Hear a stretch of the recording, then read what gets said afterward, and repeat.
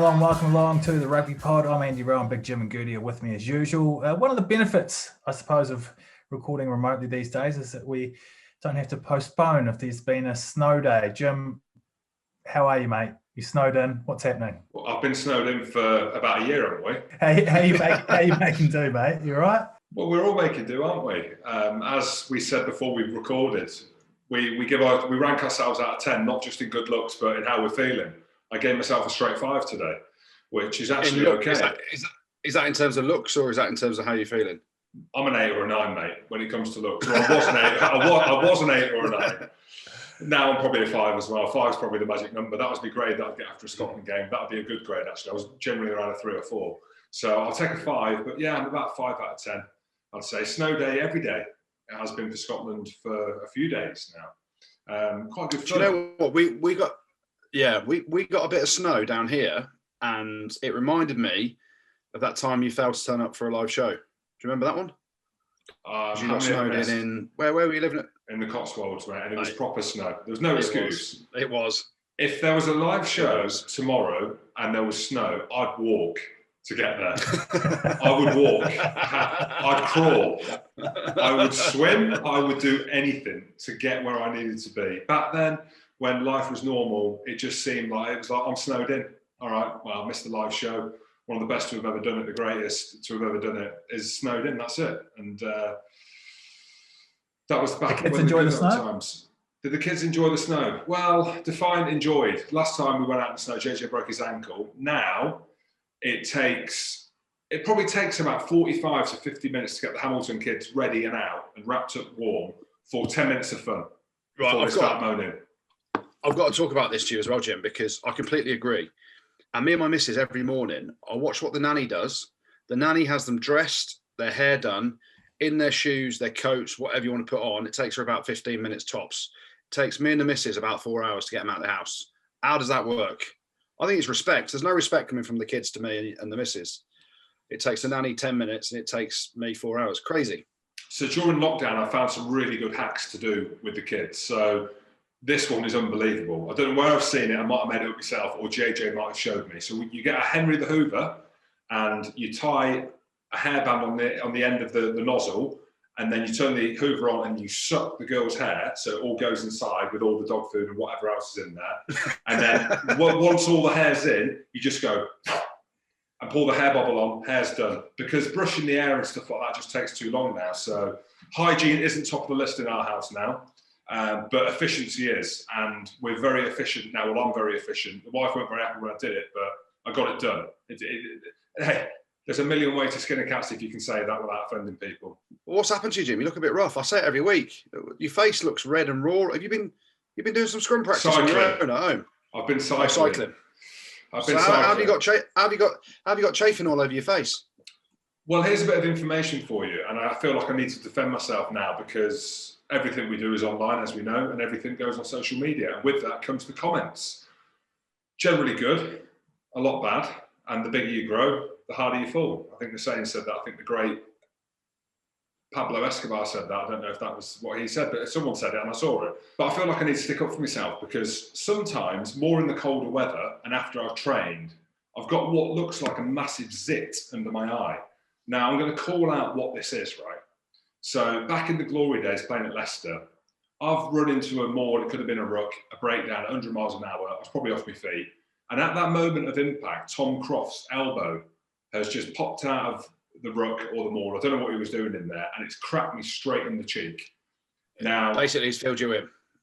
We'll say he's filled me in because still to this day, it caused me problems. So I've got a hole in my cheekbone, which basically, if I do any kind of training, it fills up with air and then pops out. So it makes it look like it's a zit. Sounds like an unbelievable war story.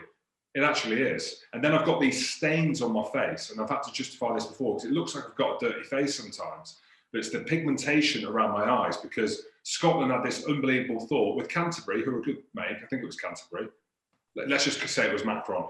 There was this grip on the back of the shorts which gave props the ability to lift the second rows higher. So it was. But the props used to wear them as well. So I'm in the scrums, scrumming to the cowsheds and back, and scrummaging against this rubber mesh on the back of the shorts that's grated my face off like a cheese grater.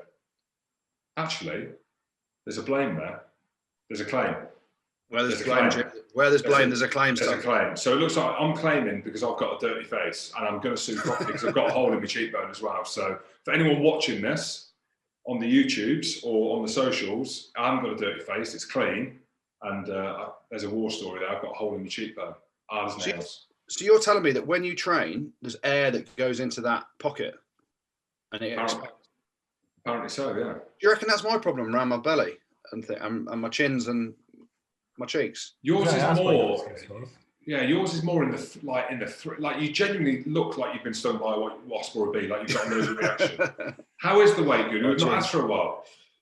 Well, we don't need to talk about the weight because this Friday I am heading under the knife. It's been postponed, but this Friday I'm heading back under the knife for the big ankle operation, pins and a plate, and they shave the bone and break your ankle to straighten it and all that stuff. Basically, it's because I've got a 75-year-old man's ankle in a, let's call myself 39-year-old's body, because we took a year off last week, didn't we, Jim?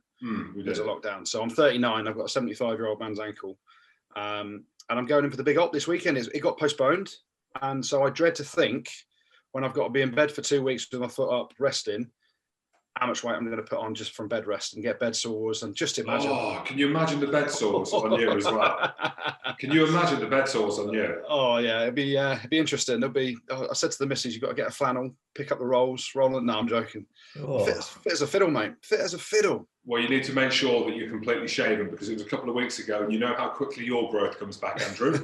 I do, mate, I do. Well, Manscaped are supporting us again this week, and with Valentine's Day just around the corner, Manscaped want to help you prepare your two best mates for the big occasion. They've got a whole range of products to get you looking smart, trimmed, and looking and feeling your best, haven't they, guys? Who are the other people? Who are the other people involved in my relationship on Valentine's Day? This is the thing, right? Imagine, right, you use it for yourself, tidy yourself up, and Manscaped do an unbelievable job looking at the blokes. Imagine all the guys out there that buy that for their missus for Valentine's Day. Yeah, love, happy Valentine's Day, sort yourself out. Basically means you've got hairy bush, get rid of it. Oh my goodness. Can you imagine that? That's a relationship ender straight away, isn't it? Yeah, there is. That's a relationship ender straight away. Well, it's either that or the two best friends are the Evans brothers. And I'll tell you what, if they rock around my house, well, there's not a lot I can do really. I just have to not, I suppose. Join the 2 million men worldwide who trust Manscaped for the below-the-waist grooming by getting your hands on the Perfect Package 3.0, and you can get 20% off and free shipping with the code RugbyPod at manscaped.com. That's 20% off and free shipping with the code RugbyPod at manscaped.com. Your balls will thank you. Watch the UFC. That was the highlight of my weekend. Manscaped on board with the UFC as well. They love it. Everywhere. Do you reckon Conor McGregor did his head? Because he shaved his head, didn't he? Do you reckon he's taken the old lawnmower 3.0 to the top of the lid and then got absolutely filled in? Retire, son. What are you doing?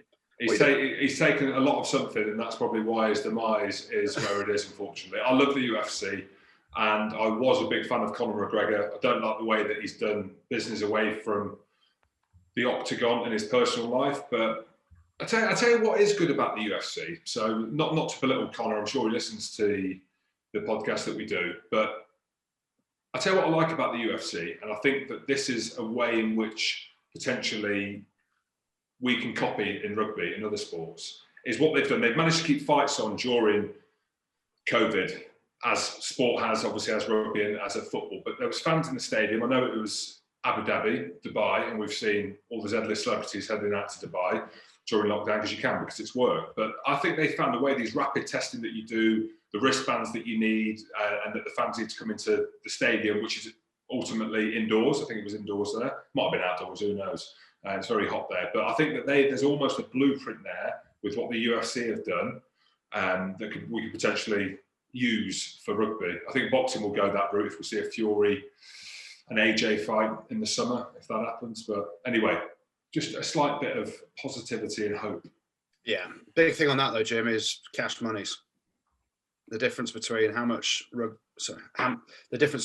money the UFC generates through pay-per-views and people like your good self and my good self just slipping 20 quid in their pockets to watch the fight and watch McGregor get his head filled in. And rugby's not quite at that level, is it? But your reasoning behind it is very sane, James. I just hope that you've got the money to pay for it.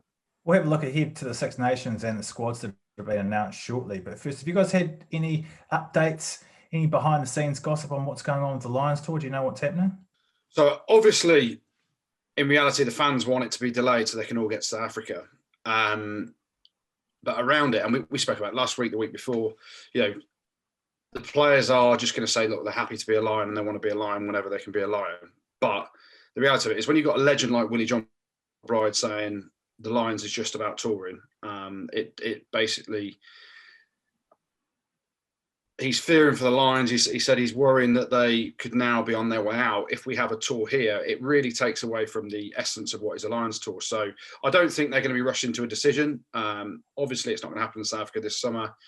There's massive petitions going on around the game to make sure that it gets delayed. But then again, the unions I think some of the unions are just thinking cash money, which I understand in the current climate. But is it the right thing to do to say, actually, we're just going to fast forward it and have it here when schools aren't even open here till April apparently now, so who knows? So to make that decision now and say we're just going to fast forward and definitely have it here in the summer is, for me, it's fairly ludicrous. I think it should be put back to 2022 and everything should be done to keep the Lions history and what the Lions is about intact, and that's a tour on foreign soil to South Africa, Australia or New Zealand, and this time it's South Africa.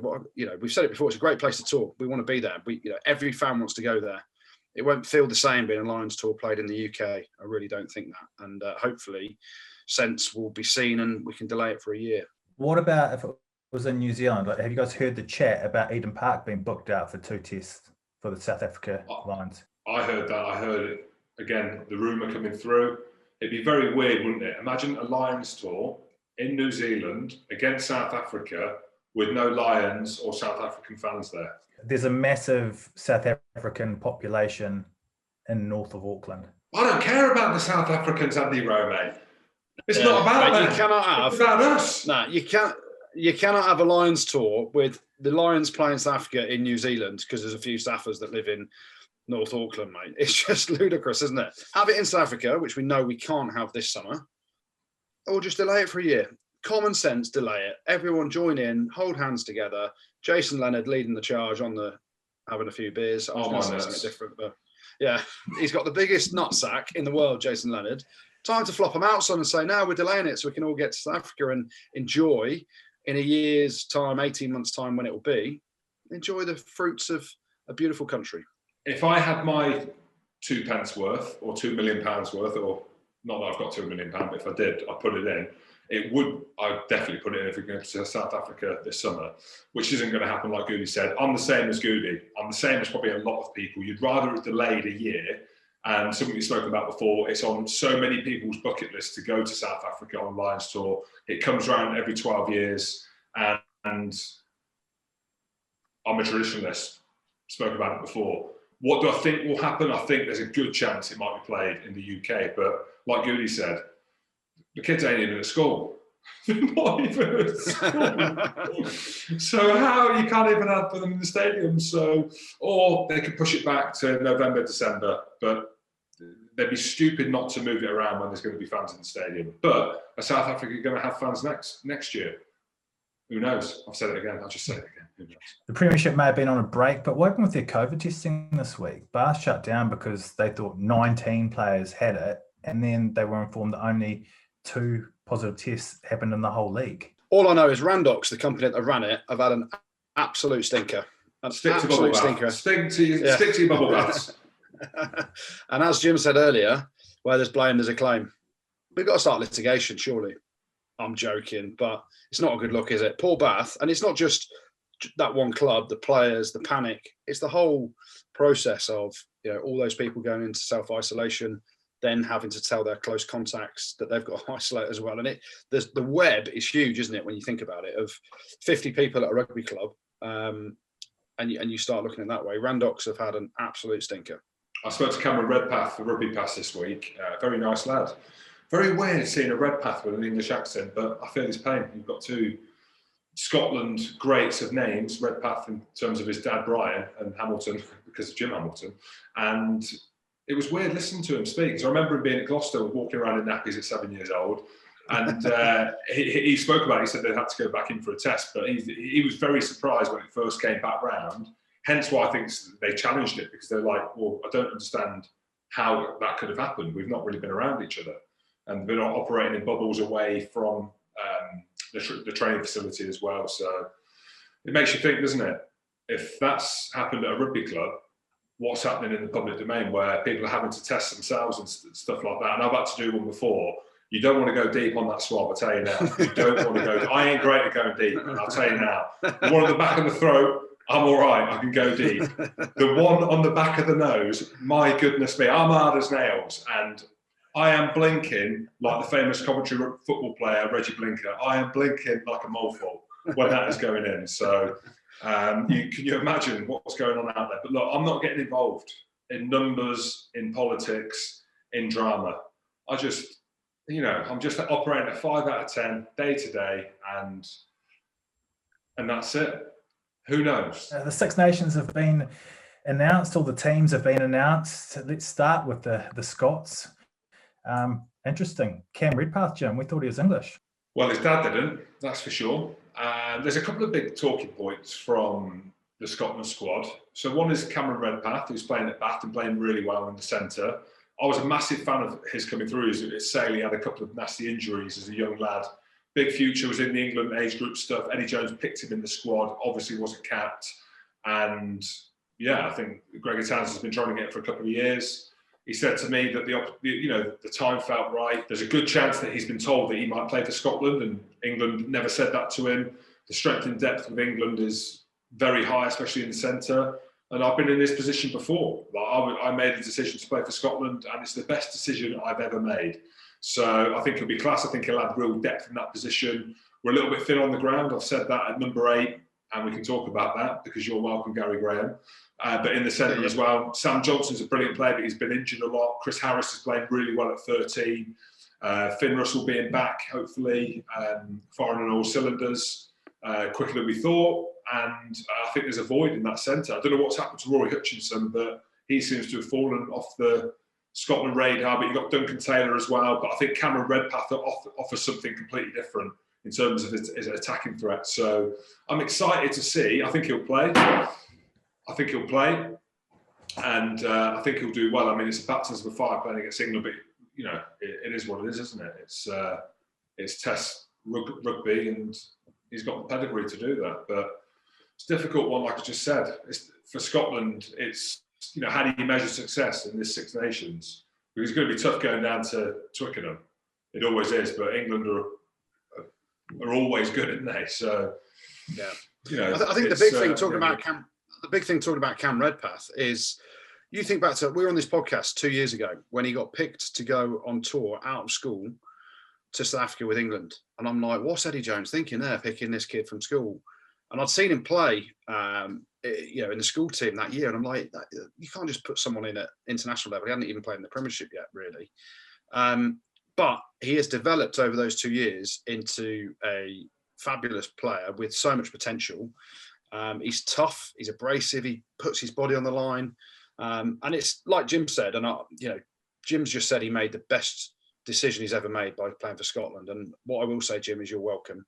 Because if we rewind to that coffee we had in Starbucks, I told you you'd never good enough to play for England, so you may as well go and play for Scotland. So I feel proud of that, Jim, that I've been part of your best ever decision. But for Cam, similar sort of thing. The unknown of Eddie Jones, your dad is a hyper little Scotsman who, is Mr. Braveheart, isn't he, when he talks. You're going into, if you're in England, you're in an environment where you play in a position where the captain plays Owen Farrell, and we've seen what's happened with players that could challenge Owen Farrell in certain positions, Danny Cipriani, and how that didn't work out. And I'm not putting anything into Cam Redpath's mind here, but I'm just saying that go and play for Scotland, he could be a 70, 80, 90 cap international, couldn't he? And he's got leadership credentials. Yeah. He's a big talker. Like he said, his dad, he's from rugby stock. And these are all things, from a Scotland perspective, that we've lacked. Hoggy's captain, as we know, at 15. It's a difficult position to captain from. You need natural leaders. It's all right trying to mould leaders because you think, he's a good player or he could be a leader. As you know, Goodey, there's only a few of us out there that could lead a group of men onto a rugby field. And everything you hear about Cameron Redpath is he's got the ability to do that naturally. So, yeah, I think it's a positive thing for Scotland. Who starts at 10, 12, 13 against England? For me, it would be, if it was me, what I would pick would be Russell, Taylor and Harris. That would be what I would pick against England, because as much as I want to see Cameron Redpath play, he's not proven international rugby. Duncan Taylor, for me, when he plays and he gets a lot of injuries, and some of them not great, he's one of the best 12s, I think, in world rugby. I genuinely believe that. Mate, he lost to the Ealing Trailblazers last week. Yeah, don't worry about that. No one saw it, though. And Chris Harris, for me, has grown massively into that 13 role, because I wasn't sure whether or not wasn't good enough, whether or not he was really good enough to nail down that position. But he is so physical, runs some brilliant lines, is big, and yeah, I think he's just got better and better. So that would be my 10, 12, 13. But I can see Cam playing 12 and Harris outside him at 13. Gary Graham's back in as well. That's what happens, mate. Come on the pod. Who wants in? George Ford needs to come on soon, I reckon. I've just got a feeling he needs to come on. Is he getting dropped by England then, is he? I don't know. Who knows? I doubt it. He ain't never getting dropped by Eddie Jones. He's not, but yeah, great for Gary Graham. It's a position, again, spoken about, Scotland lacking is an all-out ball-carrying eight who can goo and goo and goo and goo. And he has been gooing like an AK-47, like Abo, for Newcastle, under the radar. So he's back in. And I hope he starts against England as well, because he's the sort of player that would take it to him as well, wouldn't he? Because you know, everyone talks about you've got to be physical. Go back to when Scotland won the Calcutta Cup up in Edinburgh a couple of years ago, or 3 years. Was it 3 years ago now? Was it that long ago, Jim? I don't know. It felt like yesterday. But who was the hard man going around causing a bit of trouble? Ryan Wilson. Who was his backup causing trouble at the breakdown? John Barclay. That's where Scotland have got to attack England. And you need someone like Gary Graham going and belting Underhill and Billy and Curry off the ball. And he's the sort of nut job that will absolutely love to do that. Does it look like Kyle Sinclair's at that point now where he needs to come on the pod, or no surprises there, him not making the 28-man squad? Mate, I don't think he's coming on the pod. Get him on. He might come on. I'll ask him, but I don't think he likes Jim, so he might not come on. But yeah, it's Eddie Jones we spoke about last week, didn't we? He's not picked him. He's got a 2-game ban that he'll miss Bristol's game this weekend, and then the Scotland game the week after. And then I'm sure Eddie Jones will have him back in the squad as quickly as he's available, which, you know, people were saying he's got this 28-man squad that he's naming that there's no swapping around unless there's injuries. Well, you know, in reality, a week away from the tournament, you know, we've seen today the news has broken that Joe Marler has decided not to join the group and for personal reasons doesn't want to be part of the Six Nations because he wants to stay with his family, living in the crazy world, but living at the minute, which you can perfectly understand. So things are changing pretty quickly. I've got no doubt that England's first 2 games against Scotland, when we know Carl Sinclair definitely can't play, and then Italy at home the week after, when he potentially could play, if Eddie Jones brings him into the squad. Do we need Carl Sinclair to win against Italy in that second game? I don't think we do. But I've got no doubt Carl Sinclair will be straight back in the squad as soon as is practical, and whether that's Italy or he leaves him to stew a week longer and then bring him back for England's third game, which is against Wales. Yeah, I'm sure he'll be back for that. I'm just hoping that Will Stewart, aka Sam Smith, keeps his head shaved if he's playing in that first game against Scotland. If he's grown a mullet back, we're fucked. If he hasn't, we're running over him like a train. You mentioned Joe Marler pulling out. Joe Launchbury's also out, but bit of a surprise with Marler though. Were you guys surprised it happened? Is he retiring again, or? Not with his history. I think Goodey mentioned it there. I think he's spoken about his family. I don't want to speak for him. We've obviously had him on the show many a times. I was going to say friend of the pod, but I don't think he is because he's a Quins and I can talk about that. But like for me, I can understand it. It's a difficult one, isn't it? Because it's Test rugby. I've spoken about it before. The sacrifices that come with it, but it's obviously more so now. I think he's just had a kid not so long ago. Now they've got to operate in a bubble. It's very tight and stringent on what they can and can't do. I don't think it's a case of you can be in camp, you can come home at the weekend and go and do whatever. So you can't question anyone, can you, if they're putting their family before their work, if you put rugby and playing professional sport in that work bracket. I think from the outside world as well, you look at this and you're seeing across other sports, players don't want to be part of bubbles if they can help it at times. And if that means they sacrifice playing for their country, Minozzi's doing it for Italy, isn't he? He said he's just at an absolute fatigue level that he can't cope with anymore, and doesn't want to live in a bubble where, you can't see family and everything like that, because that saps the mental strain out of you as well. So, yeah, across other sports, we're seeing it in cricket. It is hard. I'm sure it's exceptionally hard to live by these bubbles in terms of your mental state, and also, when you have got a young family. And I'm sure if you put Jim in that position, he'd be like, "I'm going." I'd love to be in a bubble. I would love to be in a bubble. A 4-year bubble as well. Put me in a bubble. But you can't judge people for making these decisions. They're personal to them, and that's Joe Marler's decision. You respect it, and Tom West from Wasps has got a call up now, which is brilliant for him. A youngster really coming through at Wasps and doing exceptionally well. So massive opportunity for him, especially with Mako out injured at the minute. You'd expect obviously Genge to start. So Wood Marler has started anyway. I think he only played 30 minutes in the Autumn Nations Cup. So it's an opportunity for a youngster, and Joe gets to stay with his family, and that's his priority, which you can only respect. Goody, what's the deal with the 12-man shadow squad that Eddie's named as well? Those 12 guys that are in there, what we do know is they're going to live by the same testing protocols that the England boys are. So if there is a necessity to bring someone in at short notice, that's certainly something that you can do. What I don't really understand with it, some of the players in there have got very low experience. Imagine if you're Joe Simmons, MBE, and you've named a shadow squad, and I'm a Wasps ambassador. I'm a massive Wasps fan. Charlie Atkinson's in there, player with huge potential, youngster, has played a bit of Premiership rugby now. Joe Simmons, MBE, European champion, Premiership champion, captain of Exeter. He can't even get in the shadow squad. So that's what I don't understand about the squad. There's something deeper, isn't there, going on?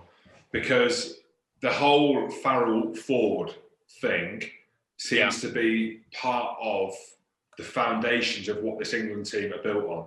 And it can only be something to do with that, because how are you not bringing someone like Joe Simmons in? Are you telling me that Owen Farrell's gone to Eddie Jones and said, I took Charlie Atkinson's head off, got red carded, I want to say sorry, don't pick Joe Simmons, put Charlie Atkinson in the shadow squad, Jim? Is that what you're saying? Yeah, I'm happy to put an end to that. I'm happy to do that. Yeah, but I mean, that's the thing. But you've got to question that, haven't you? Because it doesn't matter the media bandwagon and the Don Armand thing when we're talking about him 2 or 3 years ago, and he never got picked. But you're talking about the most pivotal position on the pitch. And you've got an MBA. What more do you want at it? Yeah. You've got an MBA, mate. Yeah. So Cipriani did an interview over the weekend, didn't he, where he said he never felt comfortable in the group around Farrell, and whether there were some ulterior motives there to keep his best mate George Ford in the squad. Who knows? And I love this drama. This is like a soap. I love this drama. I love it. Do you not love it? Do you not like it? Gives us something to talk about. There's drama in the camp. There is. There is. But that's the thing. Like, I get the fact he's got a 12-man shadow squad because he's got a reduced squad of 28 players to train. But then you look at some of the selections in there, and yes, everyone's about promoting youth, but some of the selections are a little bit baffling. And I don't want to take that away from the players that have been selected.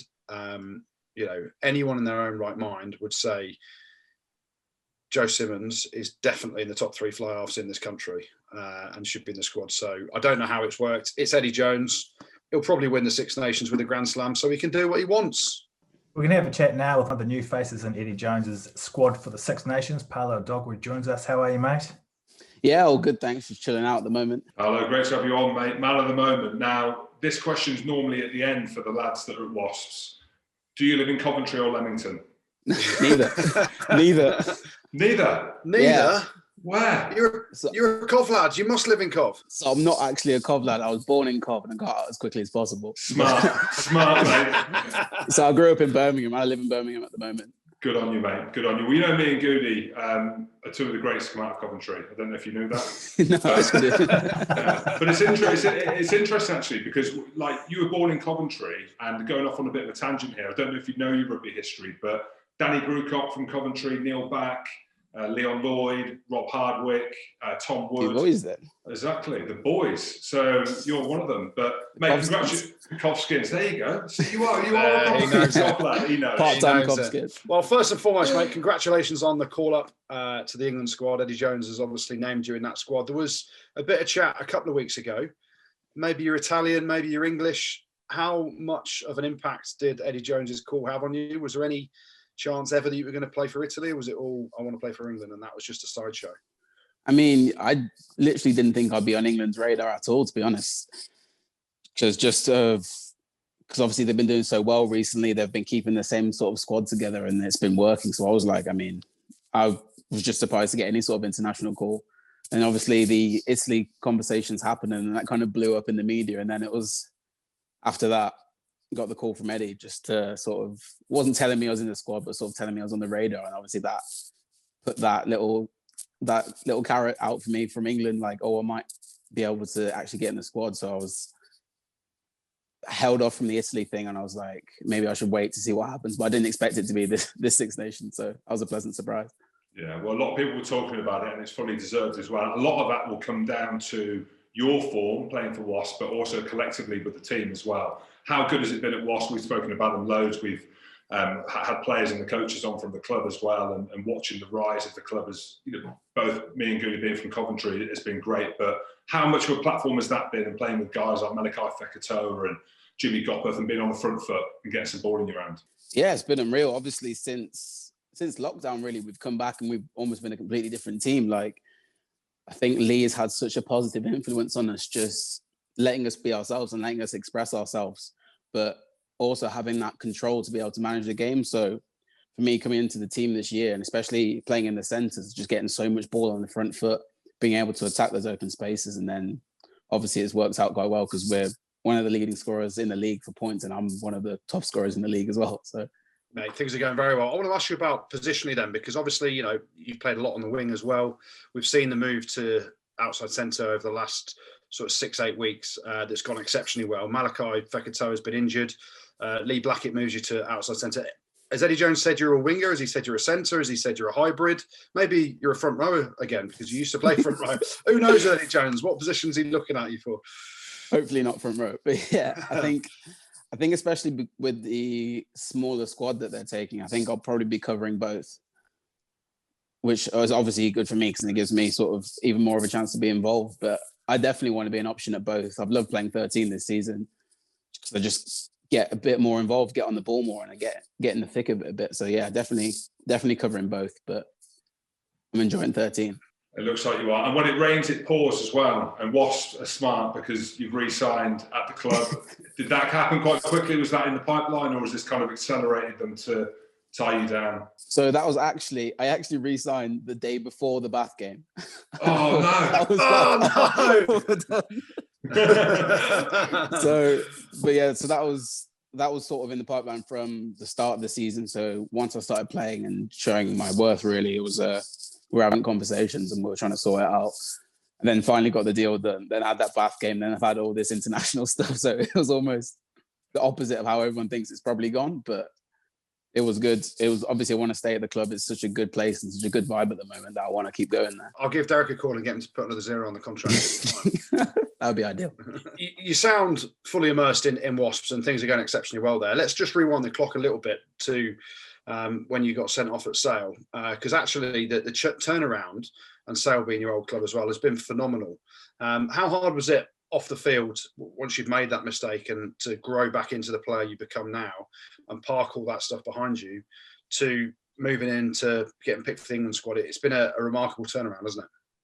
Yeah, I think that was obviously, it was a crazy moment for me. It was such an emotional moment because I was like, this was the club that I sort of made my mark, and this is where I made my debut, is where I started playing properly. And I was like, it couldn't have been a worse place for that to happen. But I think the support that I had from Wasps throughout that whole period, they were like, there's nothing you can do to change it now. All you can do is work on your skills for these 6 or whatever weeks I'm out for and just make myself better as a player. So when I come back, it's actually been a positive for me. And then I pretty much just logged myself out of social media. I was like, there's no point sitting on Twitter and reading people, because I had people like, oh, you should be banned for years. I was like, oh, it was an accident. But so it was great. So I was like, I'm just going to take a break, just chill out, sort of have a little mental refresh. And then coming into the end of last season, we were doing so well and I wasn't involved as much as I wanted to, but still being a part of that sort of winning mentality and that great culture has obviously, I was training in it. I was a part of it. So that coming into this year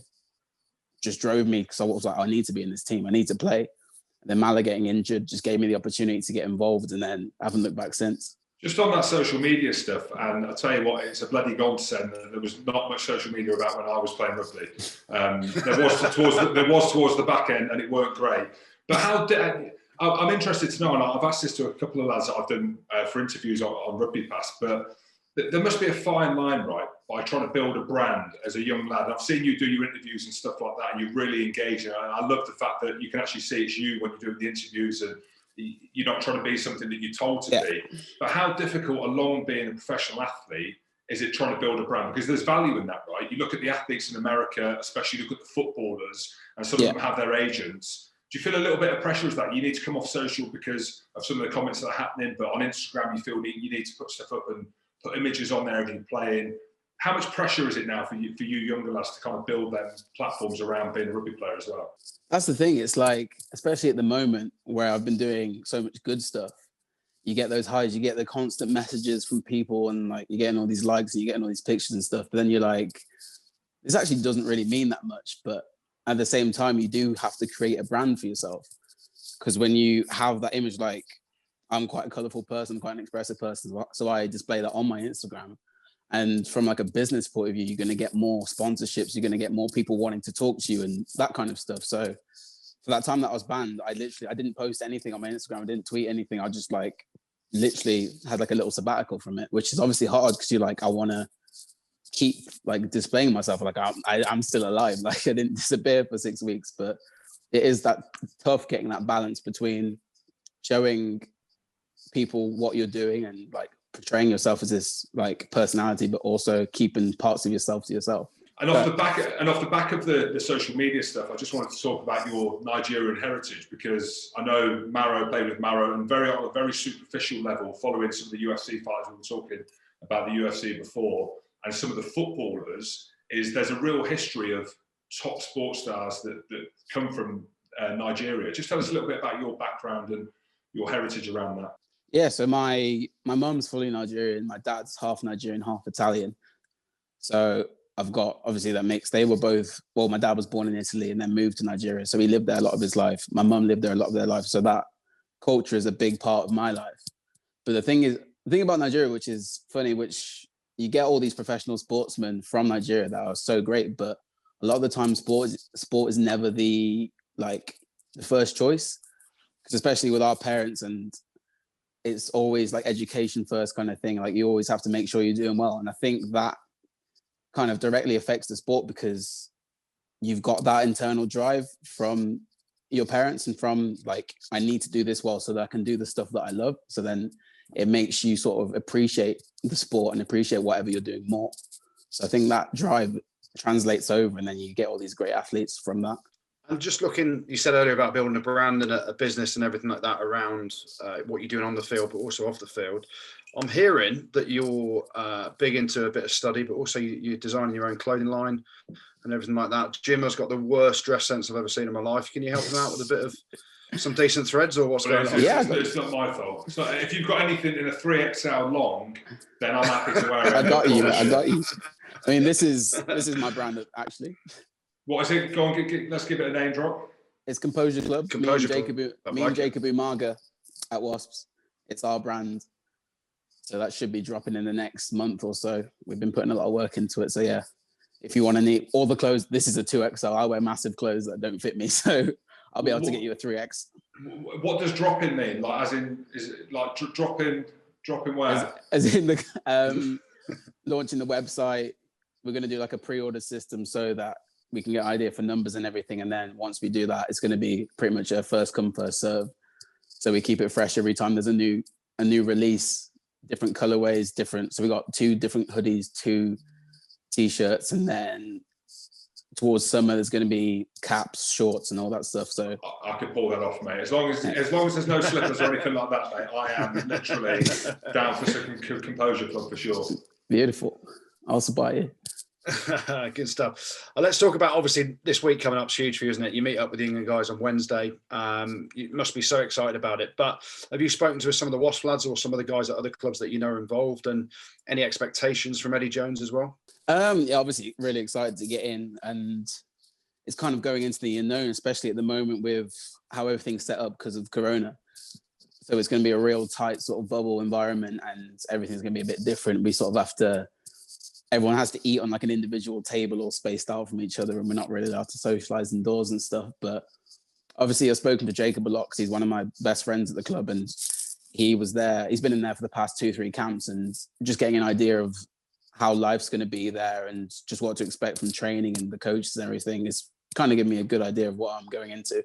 Paolo, well, thank you very much for coming on the show, and hopefully we see you get on the ball for England during the Six Nations. Yeah, no worries. Been happy to be on it, and hopefully get some touches. Top lad. Good bloke.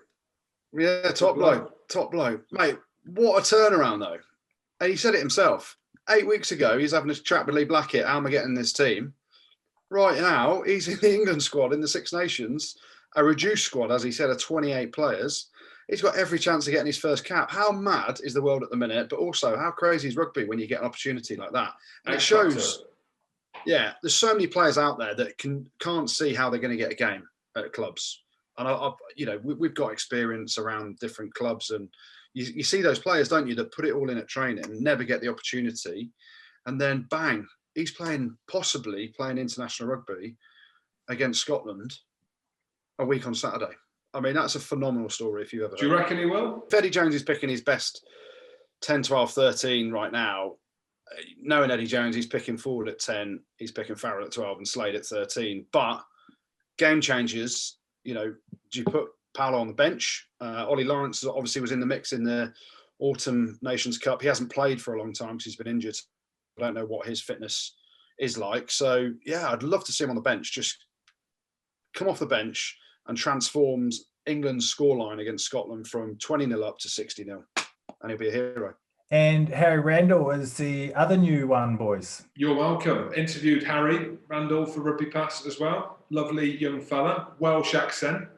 Just sounded like Callum Sheedy, but he deserves that Goodey, I think. And I think scrum-half's a position in which we can debate as much as we want. Ben Spencer, for example, and how young is he going to go for? So to see Harry Randall, he's in there on form. And it is weird, isn't it, how you got Harry Randall in there on form. Yeah, we've just spoken about it. You've not got someone like Joe Simmons. It's crazy. But I think Harry Randall offers something different again. You're playing in a winning team, a team that's on the front foot. You've got Semi in your team. Oh, my goodness.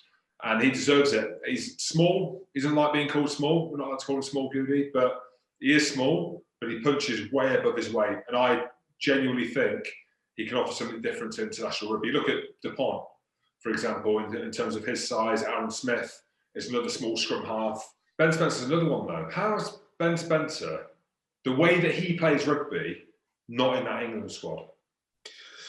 Well, it's, first and foremost, as you said, Harry Randall fully deserves it on form. And we berated Eddie Jones a little bit for quite a long time for not having a ulterior option to Ben Youngs. It was the whole Ben Youngs, Danny Care thing for years. And then everyone was saying Dan Robson should be in there. He's finally given Dan Robson the opportunity. Ben Spencer flew out to the World Cup final. God knows what he did on that night after the World Cup final because he hadn't been. Something must have happened. What's the drama? That's the drama, though. How can you go from being in the lineup for a World Cup final and next thing you're nowhere near it, but you're actually playing more than you played back then and you're playing better? I don't know. It's just Eddie Jones sees these players close up and he gets to make the decision himself, doesn't he? And, we're allowed to question it. Ultimately, a lot of people would say Ben Spencer deserves a chance, but so does Harry Randall. He will potentially come off the bench and add, some real pace, as Dan Robson does. So we've now got 2 or 3 challengers to Ben Youngs. Ben Youngs is his out-and-out first choice, 100-odd caps. Yeah, this is the thing. So at some point, there needs to be a transition period. So I know Ben Youngs has done amazing things. We know Youngsy, we've known him since he was a young kid, and he's been brilliant at times for England, not as much for Leicester in recent times. We can say that, we've spoken about it. I think him and Ben Spencer are very similar players. Ben Spencer being the version of Youngsy when Youngsy was slightly younger. And maybe that's what they're looking for, because as we know, Dan Robson's brilliant as well. He's good at every facet of the game. Harry Randall offers something different. But you look at Youngsy and Ben Spencer, they play very similarly. Yeah. And, like you said, Ben Youngs grows in an England shirt. I don't think Leicester have seen the best rugby out of him for quite some time. But in an England shirt, under Eddie Jones, in that camp, in that environment, he goes pretty well. So do they need to look for someone else in the here and now? They need to look at options, but Eddie Jones, it's like the George Ford thing. He loves him. We'll always pick him, no matter how he plays for his club, because that, as Eddie has said, doesn't make a difference. But it does with Harry Randall because he's playing exceptionally well. So let's see. Obviously, Ben Youngs is first choice, and then the other two sort of faster tempo nines. One of them will come off the bench, hopefully, and they might get some game time against Scotland, Italy, and then who knows? Well, speaking of nines, it's about time we got John Cooney back on the show. But Cooney's an interesting one, isn't he? I mean, I've watched a lot of the Pro 14, and Cooney's been, I'd say, back to where he was before the lockdown stuff started, when he was playing his best rugby. So I don't know what has happened there. You go back to the final, the semi-final against #always Edinburgh at the end of last season, got taken off at half-time, wasn't playing very well in that half. That was off the back of lockdown, and then coming back, he was playing injured. He came on the podcast around then. Then he plays in the final, he's on the bench, obviously raging. Then the Ireland squad gets announced. He's not in the Ireland squad. No idea why, because he's had one bad game or two bad games. And then his form for Ulster's been brilliant. You look at Ulster, what they're building there, he's a massive part of that. In terms of ball in hand, his kicking a goal, everything that comes with that, his lid is on point every single time. Maybe that's what it is, because Andy Farrell likes a good lid. And maybe his lid's looking shit now because it's grey. And he's looking at him thinking, I'm not having someone in the squad with a lid that good. Are you saying, Jim, that Andy Farrell has listened to his son Owen Farrell, who doesn't like this podcast or mainly doesn't like Jim Hamilton, knowing full well that John Cooney's come on this podcast and said, Dad, don't pick John Cooney because I don't like Jim Hamilton, and he's gone on Jim and Goodey's podcast? Is that what you're saying? Yeah, I'm happy to put my name to that as well. it could well be. But again, I don't know. It's Conor Murray. Is Cooney playing better than Conor Murray? I think he is. So, from what I've seen. But Conor Murray's not one of them players in the squad where it doesn't matter, does it? It's Conor Murray, and he's going to be there until he doesn't want to be there. Do you reckon Sexton's going to be fit? Or should he be in the team, Jim? Are you questioning his fitness? This is your genre, Jim. Jim, this is your genre. This is your area. I hope he's fit. I'd love to see him string a few games together. I really do. Like, if they're going all in with him as captain, I want to see him string a load of games together and not keep going down. That's it. He's a quality player, without doubt. We'll see how many more grey hairs he's got, because I've got a few during lockdown. You get to that age, once they start sprouting, they just keep coming. And there's two ways you can go. You can let it be, well, there's three ways. You can let it be, you can dye it, or you shave the back and the sides down to a millimetre of its life. Just use the Manscaped thing. That just cleans it out, and then it doesn't look like you're grey. But they're stuck with him as captain again, rightly so. Like, you look at the team, and who else could be captain? James Ryan obviously had a go against England when they got hammered. I wouldn't say they got hammered. No, they did. What was the score? 20 points to 7, was it? That's a hammering, Andrew. 20 points to 7. It's not close, is it? But a couple of other big ones for Ireland. Stuart McCluskey, friend of the show, he's in the squad. He's a big rig, isn't he? Whether or not he'll play, we don't know. Yeah. Billy Burns as well. He got an opportunity during the Autumn Nations Cup. And, Lama as well. Jonathan, back from injury. Yeah, that's a big one. Have him back. Wales have named their squad like all the others. Reece Webb, he's missing. Man of the match at the weekend as well. He was.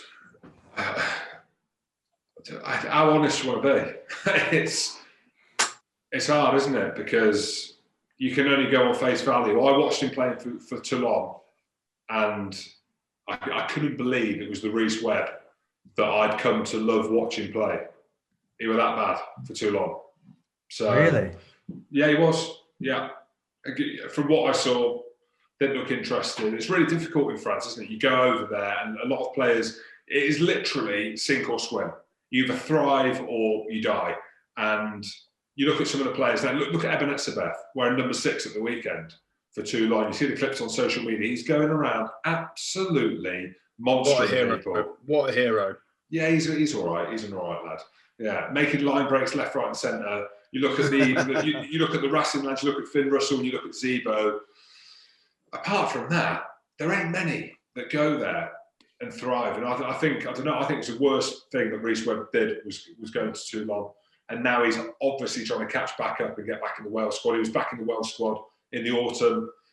He was on loan at Bath, and now he's back playing at Ospreys.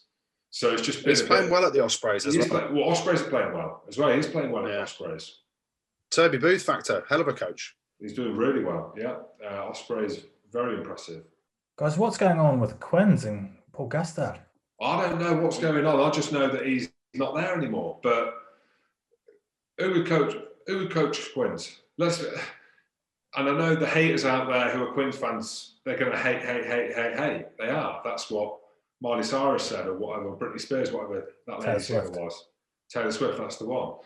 They're going to hate. But what the hell is going on at Quins, really? Just blame Rob Shaw. Guzzy's been sacked as a Rob Shaw. It's a weird one, isn't it? So when Guzzy took over, Quins were in a really bad place. They were I think they were 10th in the league or something. He's taken over, got them up to 5th in the first year and then 6th in the second year.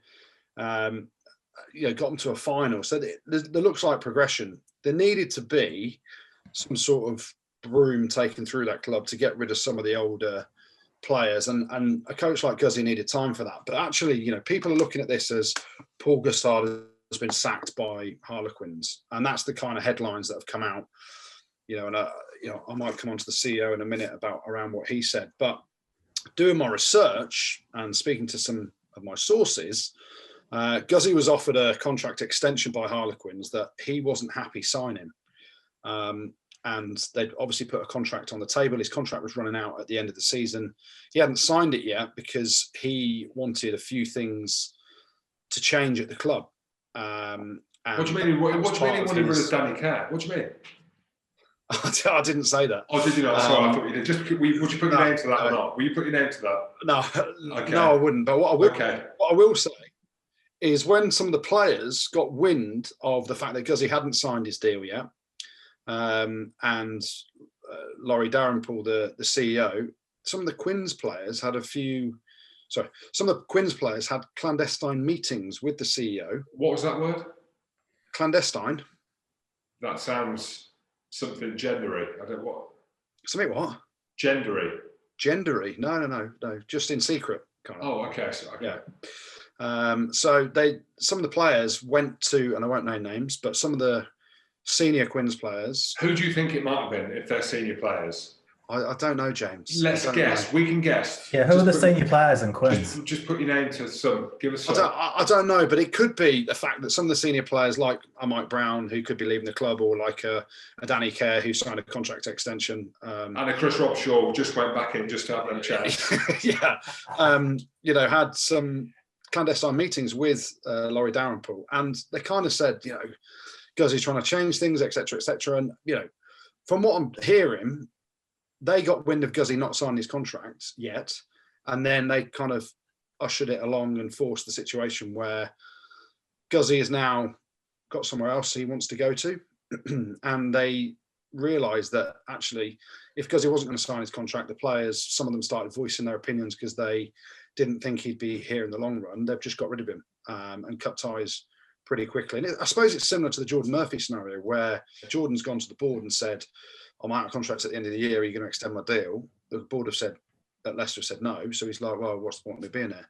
But it's a flip reverse of that. So the club have offered Guzzy a contract and he's not signing it because he's obviously looking there are options. He's negotiating stuff. There's problems at the club that he wants to change. And the board weren't allowing those things to happen. And then players get wind of it, gone behind his back a little bit, from what I hear, to the CEO. And what I struggle with is, and this is Quins down to a T for me. They won the league in 2012, and people have got this impression of Quins that it's the culture, whatever. Who knows what their culture is unless you've been in there? But the CEO, Laurie Dalrymple, comes out and says the CEO, Laurie Dalrymple, has come out and said individuals suit certain environments, and the club has taken time to reflect on the way that they want to live and operate and create the identity and culture that is reflective of us as a club. And they say that Paul Gustard doesn't suit that. What is Quins' culture? Because Guzzy was trying to change from the old to a new club. And I don't get what their culture is. What do they think? They've got a winning mentality? They've won nothing. They've won one league. No, they're sponsored by Adidas. How cool is that you've got Adidas kit? That's great. They've got Adidas kit. I love that. Yeah. And you look at what Guzzy's done is he has improved that club. He's a friend of ours. You've been coached by him, Jim. He was at Saracens when you were there, was he, or not? Yeah. So you've been coached by him, Jim. I played with him, good mate. And you look at it, and we've always, you've given a bit of stick to Quins over time, haven't you? Because of the whole Saracens thing from back in the day. And I'm just honest. And he took the club forward, but there's people at that club holding that club back, I think. Who do you think? Senior players? Yeah, I mean, sometimes you've got to move on. You've got to have a fresh broom. Look at Toulouse, right? Toulouse had a load of old players. The coach took a broom, got rid of some of the old boys, bought through some of the young lads, which Guzzy was trying to do. Toulouse, a few years down the track, win the top 14. And effectively, rugby and sport is cyclical, isn't it? So you have to regenerate your squad. Leicester for years had the best squad and were always in the final, around the final. Then they changed their whole emphasis around how they recruit and what their recruitment looks like and who does their recruitment. And they've been shit for years. And I hate to say that because it's a club of mine, but we've always said it's the recruitment. So there's a lot of times when, if you're the DOR, you need to be given complete autonomy on, trying to implement your plan. And I don't think that happened with Guzzy at Quins. I don't think he was given complete autonomy. And by all accounts, some clandestine meetings by the players and some senior players have led to Guzzy leaving early. And to be fair to Guzzy, I don't think he wanted to stay there anyway, because he's got a more exciting option that will be announced in due course, James. What do you reckon? Wales? There's rumours of Wales. There's rumours of abroad. There's rumours in the Premiership. I believe something may come out later in the week. There we go. Well, just let us know. If you're not going to let me know, let the millions know. give them what they want. I'm going to say Bath. I'm just going to throw something out there. I don't know why I'm saying Bath, but there you go. You're saying Guzzy to Bath. Who knows? You're going to put your name to that, Jim? I'm not putting my name to that one, no. What are your thoughts on it, though, Jim? Because ultimately, you're not scared of getting stuck into Quins for whatever reason. Obviously, I make a few jokes and remarks about Quins. Some of it's tongue in cheek, and some of it's not. I just think sometimes the way that they conduct themselves on the pitch, and there's a bit of drama off the pitch that follows them, isn't there? Like there is, and I'm sat here saying that with all the drama that happened at Saracens, and I stuck up for it. But not that that's everything. I think Guzzy's a brilliant coach. I was very surprised when he took the Quins job. Really surprised, just because of what he stands for and what the history of what you'd hear about Quins and having played against Quins for Saracens. But there's always drama there, isn't there? There just seems to be something not quite right. They have big performances, big wins, and then they go away and get hammered. And that's year on year, regardless of what coach they've got. So the CEO, I think, it's a real shame to come out with them comments as well about a coach like Gustard, because effectively you read in between the lines that he didn't fit the culture. It's like Goodey said, well, who's defining the culture? If Guzzy didn't fit the culture and he's the head coach, Sale have signed Alex Sanderson to bring a culture with him. Paul Gustard brings his culture to the club. And he's been very successful as a coach, Guzzy, hasn't he? If you look at his time at Saracens, his time with England, there you go. Exactly. Winning down in Australia and all that stuff. He knows how to win trophies. Exactly. So that's it. Like the proof's in the pudding, in the record. Like he changed Saracens' DNA with the defence and everything he built around that, the way that he delivers to the team. England, like Goodey said, you look at his results with that. In a hard environment, working with Eddie Jones, coaching, they'll all say that. We can see with the turnover. So just going back to it, I was very surprised that he ended up at Quins. And you look at the makeup of that team, and it looked like he was starting to implement some things and made some tough decisions. Nick Easter obviously got rid of him because he was coaching the defence. Nick's now at Newcastle doing really well. You've got other old guard in there. You've got Nick Evans, who was a brilliant player and a brilliant coach, seemingly. They lost Sean Long, didn't they? Yeah, he left. Yeah. Losing Sean Long was a big thing for the club.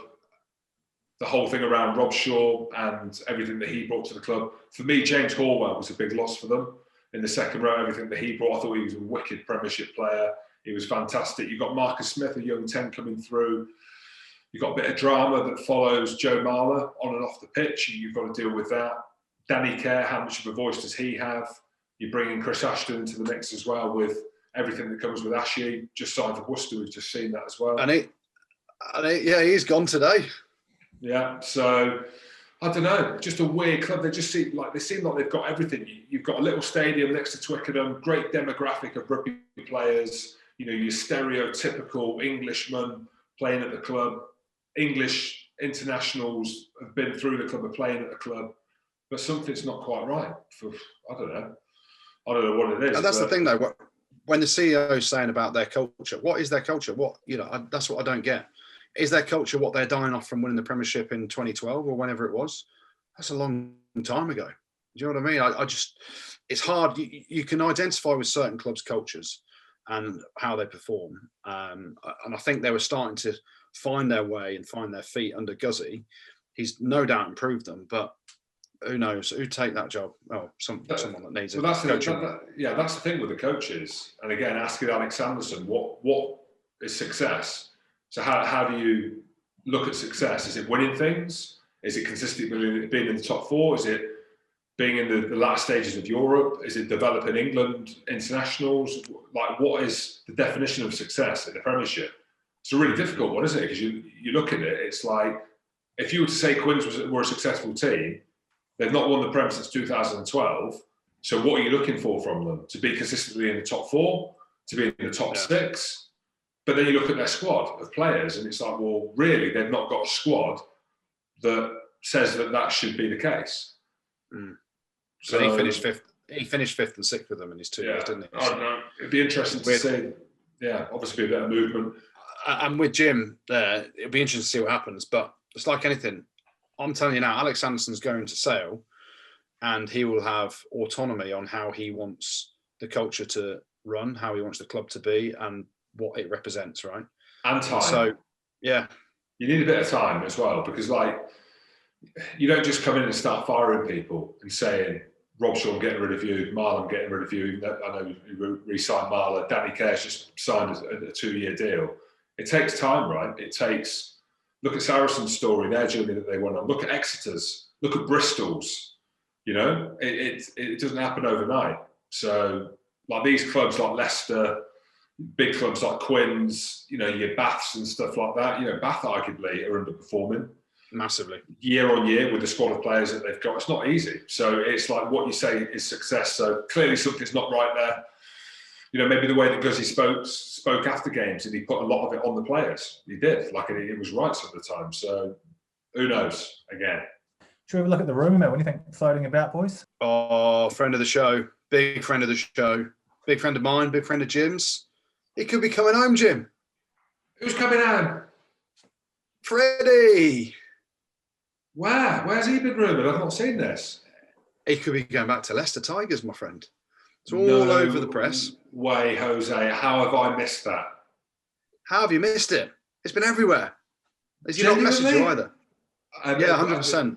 It's not 100% happening, but it's 100% being spoken about. Is it? Well, I've not seen it because I've been in my own little world trying to build my own brand the last couple of days. I put a couple of things on social media, me breathing heavily because I've been on the bike, just like, look at me.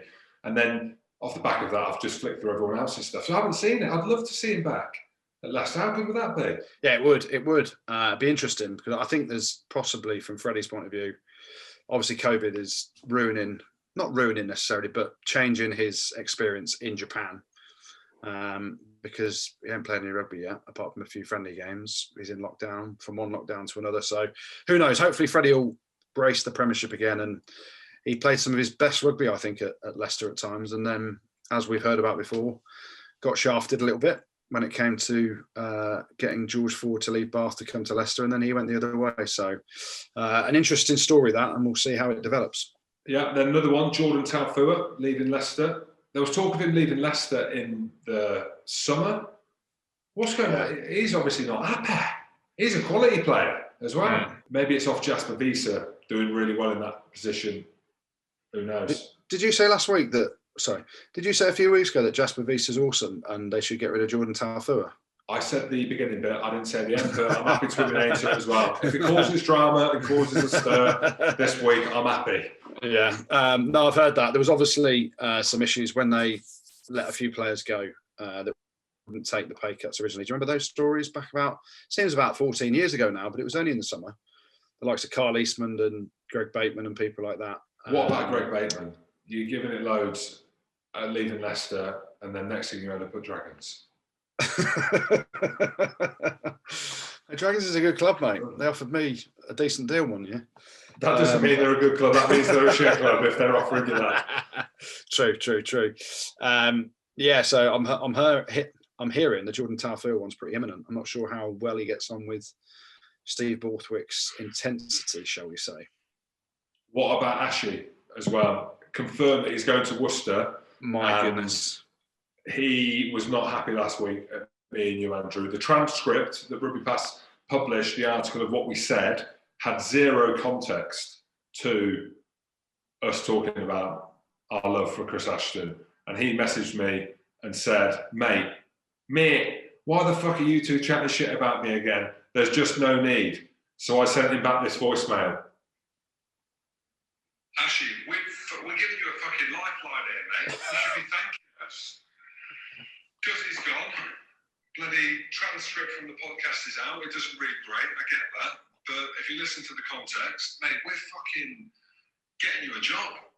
You're welcome. And a week later, he's got a job. What more do you want, Ashy? What more do you want, brother? Sorting him out a good one. If that has not pushed, if that article has not sold him to clubs by saying the ball's bouncing off his head, he's going to be cheap, what else do you want? Like, we've given you a lifeline here, Ashy, and next thing, he's turned up at the big one, he's turned up at Worcester. Yeah. Well, it's interesting that obviously we know his family are living in Northampton at the minute. He didn't enjoy Quins that much. The culture apparently wasn't great. Laurie Dalrymple, the CEO. But Laurie Dalrymple, the CEO at Quins, wasn't happy with Guzzy's culture apparently. So who knows? But what we do know is Ashy's left another contract, mid-contract, and we've all done it, haven't we, Jim? Not that many times. I've done it once. He's done it. He's done it more than anyone I know. And I'm so pleased he signed for Worcester, because surely that makes Ashy have more Premiership clubs than me now. He's had Quins, he's had Sale, he's had Northampton, he's had Saracens. Now he's had Worcester Warriors. That's 5. Oh, shit, that's the same as me. Jesus. Ashy, he's been around the clubs. But I think one thing that is motivating him, and I hope he does get there, I think he's 2 tries off Mark Quater and about 4 or 5 tries off Tom Varndale. So I think he's 2 tries off breaking into second place for the top tries in the Premiership ever, and he's 4 away from Tom Varndale. He wants to get his mate Mark Quato's record first, and then 4 from Tom Varndale. He'll end up being the Premiership's top try scorer. I think that's what's motivating him. We both said it last week. We hope someone gives him a chance. Only problem with playing for Worcester is he ain't going to touch the ball. He's just going to chase kicks and defend. Get relegated. Oh, mate, you're horrible. Horrible. Any other rumours, lads?